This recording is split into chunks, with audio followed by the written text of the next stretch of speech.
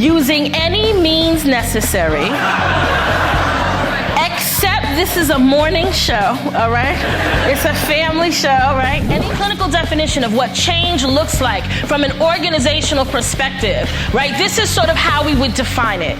We define change simply when one thing, let's just say for instance, you're in a couple, you've been wanting to have a baby for a long time, the baby is here, right? And this is something you've wanted, right?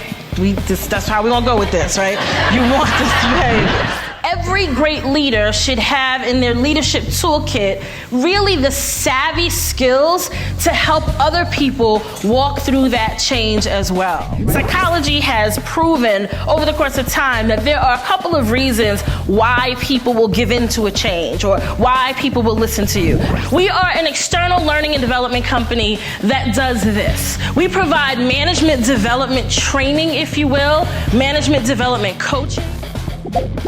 Well, one of the coaching principles that I've long since believed in, and as a matter of fact, it's a concept that I really try to live my life by every day, is this idea that as leaders, we certainly can't ask people to do something that we ourselves are not willing to do.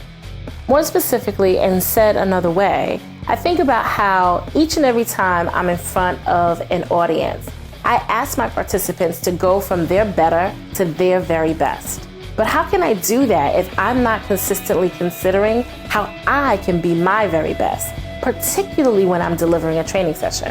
And when I think about my best sessions, I think about the fact that each of them have contained three really specific things.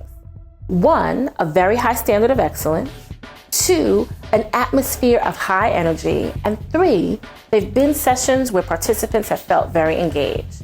For a high standard of excellence, I love when participants at the end of the session are able to say, wow, that was done really well. I had a great time and I learned something.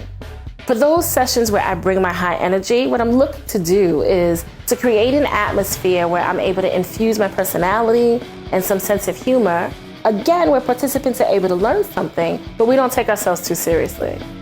And then finally, and most importantly, the best sessions are those sessions where our participants are highly engaged, where from the time that they walk through the door until the time of the end of the session, they feel like they can get involved, they can speak up, they can lean in, but most specifically, where they feel like they can change at the end.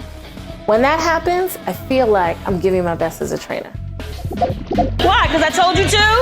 Because I told you to? Why else? Change. I told you to, but you don't know me. You have never seen me before in your life. Give me your wallet. Since we're doing things that Gigi says, right?